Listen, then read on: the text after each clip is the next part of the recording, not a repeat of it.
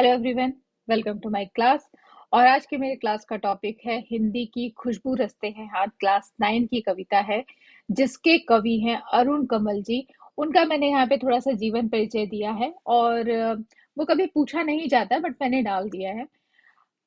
इस कविता के माध्यम से कवि जो है अरुण कमल जी वो क्या बताना चाहते हैं। पढ़ने से ही हमें समझ में आता है खुशबू रचते हैं हाथ। खुशबू मतलब अच्छी खुशबू बोलते हैं ना, जिसमें बोलते हैं ना कि फ्रेग्रेंस जिसको कहते हैं। रचते हैं हाथ, रचना मतलब बनाना और हाथ मतलब हाथ। तो कवि इस कविता के माध्यम से ये बताने की कोशिश कर रही है या हमें समाज के बारे में बताने की कोशिश कर रहे हैं कि जो लोग खुशबू बनाते हैं, जो अगरबत्तियां बनाते हैं, उनकी जो वास्तविक कंडीशंस होती है, वास्तविक जो हालत होती है वो कैसी होती है, वो इस कविता में हम पढ़ेंगे। ठीक है, तो पहला काव्यांश लेती हूँ। नई गलियों के बीच, नए नालों के पार, कूड़े करकट के ढेरों के बाद बदबू से फटते जाते हैं इस टोले के अंदर। खुशबू रचते हैं हाथ, खुशबू रचते हैं हाथ। मैंने सारे शब्दार्थ यहाँ पे दिया है, जैसे नालों का मतलब क्या होता है, कूड़ा करकट मतलब क्या होता है, टोले मतलब छोटी बस्ती या फिर आप एक समूह या ग्रुप कह सकते हैं। गलियों मतलब छोटा रास्ता, जो सकरा रास्ता होता है। छोटी छोटी गांव में जो छोटी छोटी गलियां होती है उनको गलियों कहते हैं। नई गलियों के बीच, नए नालों के पार, कूड़े करकट के ढेरों के बाद।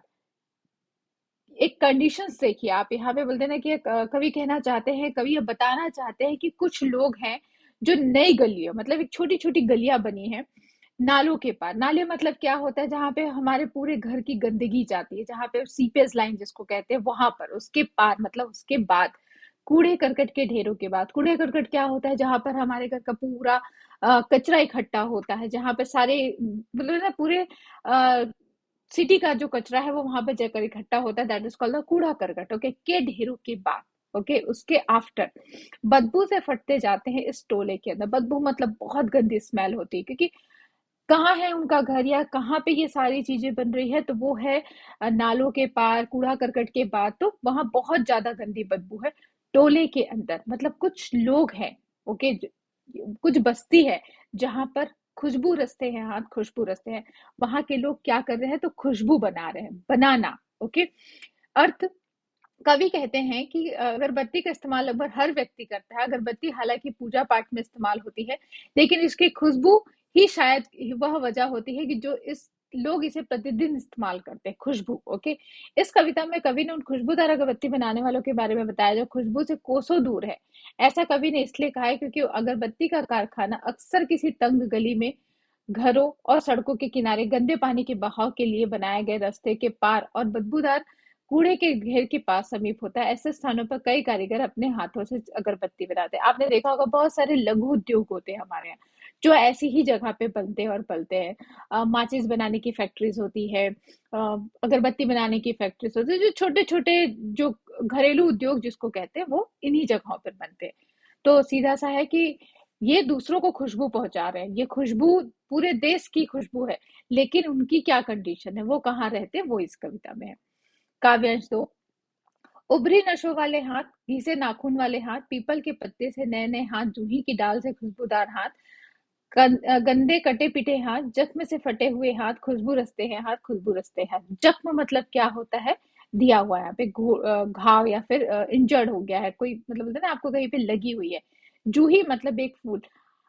उभरी नसों वाले हाथ, घिसे नाखून वाले। आपने कभी देखा है जो जो लोग काम करते हैं, जो हार्ड वर्क करते हैं, जो जिनका बोलते हैं ना कि दिन रात बहुत मेहनत वाला काम रहता है, उनके हाथों की जो कंडीशंस होती है, जो हालत होती है, वो बहुत खराब होती है।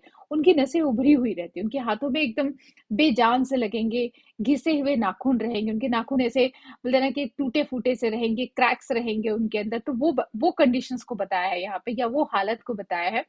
पीपल के पत्ते जैसे पत्ते से नए नए हाथ, जूही की डाल से खुशबू आती है। पीपल के पत्ते से नए नए हाथ और खुशबू जूही से। जो छोटे छोटे बच्चे होते हैं, जो ये सारे काम करते हैं, ठीक है, जो बोलते हैं ना कि जिन जो अभी बहुत 9 साल 10 साल के जो बच्चे होते हैं, वो भी ये सारे छोटे छोटे कामों को करते हैं। तो उनके जो हाथ है वो भी बहुत सॉफ्ट है, वो बहुत मुलायम है। उसको किसके साथ कंपेयर किया गया, तो पीपल के पेड़ के पत्ते के साथ कंपेयर किया। आपने देखा होगा जब पीपल के पत्ते की जब पीपल का पत्ता जब निकलता है, नया रहता है, बहुत सॉफ्ट रहता है, बहुत कोमल रहता है। उसके साथ उसको कंपेयर किया गया है। जूही के डाल से खुशबूदार, क्योंकि वो छोटे बच्चों के हाथ है, जो अभी वयस्क नहीं हुए हैं, जो भी बड़े नहीं हुए हैं, तो उनके हाथों में एक अलग प्रकार की सुंदरता है, उनके हाथों में बहुत अच्छी बोलते हैं ना कोमलता है।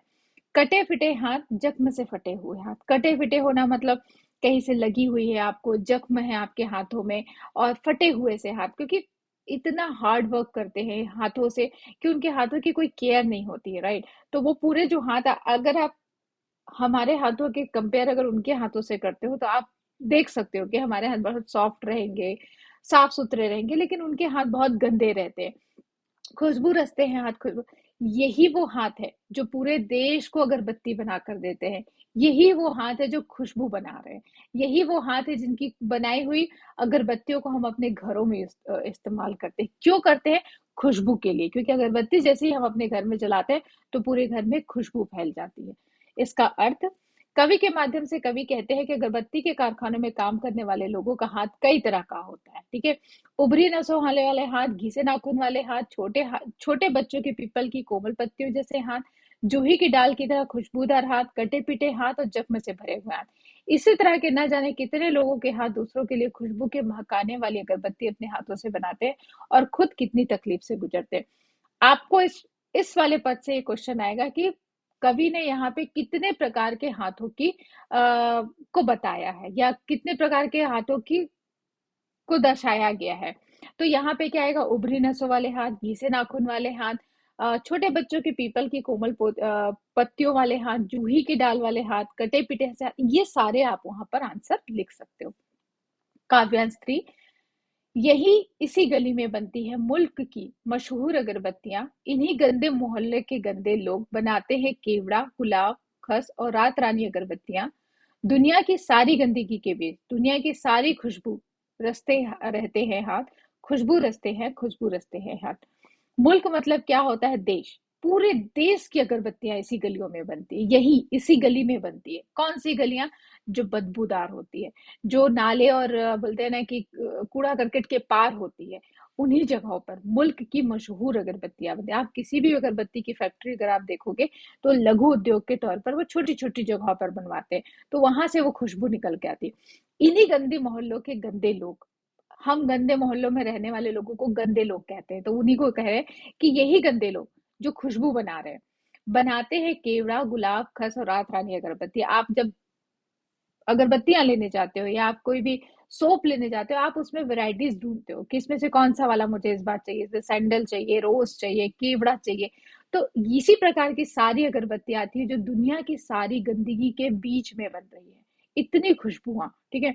दुनिया की सारी खुशबू रचते हैं हाथ। पूरी दुनिया को खुशबू पहचा फैलाने वाले लोग इसी गंदी जगह पे बनाए जाते हैं, इसी गंदी जगह पर बनाते हैं ये अगरबत्तियां।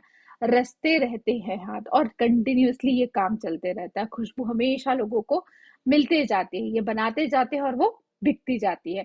खुशबू रचते हैं हाथ, खुशबू रचते हैं हाथ। तो मतलब कुल मिलाकर इस काव्यांश से आप ये कह सकते हो कि देश की सबसे खुशबूदार अगरबत्तियां जो बनती है, वो कहाँ बनती हैं? तो इन्हीं मोहल्लों में, इन्हीं गलियों में बनती है। और डिफरेंट डिफरेंट कलर की हो, डिफरेंट डिफरेंट फ्लेवर की होती है, डिफरेंट डिफरेंट खुशबू की होती है, जैसे केवड़ा, गुलाब, खस, रात रानी, ये सारी आपको बोलते हैं ना वैरायटीज मिलती है खुशबुओं की। तो ये कहाँ बनती है? इन्हीं गंदगियों के बीच में बनती है। तो खुशबू रचते हैं हाथ, खुशबू रचते हैं हाथ। इन कवि अर्थ इस कविता के माध्यम से कवि कहते हैं कि अगरबत्तियों का कारखाना छोटी सी बस्ती में कूड़े करकट के ढेर में होता है, और पूरी दुनिया की मशहूर अगरबत्तियां इसी गली में बनाई जाती है, और इसी मोहल्ले में रहने वाले गंदे लोग बनाते हैं। केवड़ा, गुलाब, खस, रात रानी की खुशबू महकाने वाली अगरबत्तियां इसी कचरे के ढेर में बनती है। दुनिया की सारी खुशबू इसी गंदे हाथों से बनता है, और यही गंदा हाथ पूरे दुनिया को खुशबू में जाता है। अगर आप उनके हाथों की कंडीशंस को देखते हो, अगर आप उनके हाथों की हालत को देखोगे, तो आपको लगेगा कि यार, जो अगरबत्ती बनकर हमारे घरों में आती है, जो अगरबत्ती हम सूंघते हैं, जिसकी स्मेल हमें खुशबू इतनी बोलते हैं ना कि अच्छी लगती है, लेकिन बनाने वालों की जो हालत है, बनाने वालों की जो कंडीशन है, वो कितनी बदतर है या कितनी बुरी है, ठीक है? पाठ का सार भी मैंने यहाँ पे दिया है। आपसे पूछा जा सकता है कि इस पाठ का सार क्या है? इस पाठ के माध्यम से कवि क्या बताना चाहते हैं? तो इस पाठ के माध्यम से कवि ने उन कमजोर, बेबस, लाचार मजदूरों के बारे में बताने का प्रयास किया है, जो गंदी, बदबूदार नालियों के किनारे कूड़े के ढेर के बीच छोटी सी बस्तियों में रहकर दूसरों के लिए अगरबत्तियां बनाते हैं।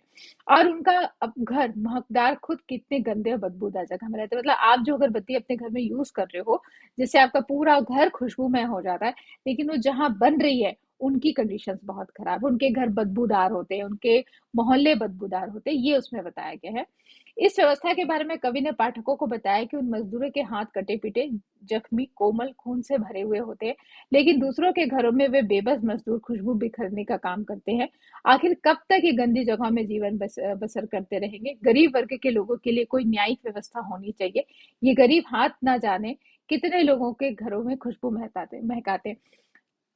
मैंने पहले ही कहा कि समाज की कमजोरी को बताया है कि जो गरीब लोग हैं, जो बोलते हैं ना कि बहुत गंदी जगहों में रहते हैं, उनके लिए भी कुछ न्यायिक व्यवस्था होनी चाहिए, उनके लिए भी कुछ न्याय की बात कही गई है इस पाठ के माध्यम से।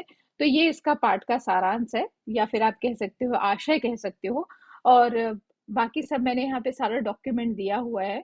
I hope you understand, and thank you.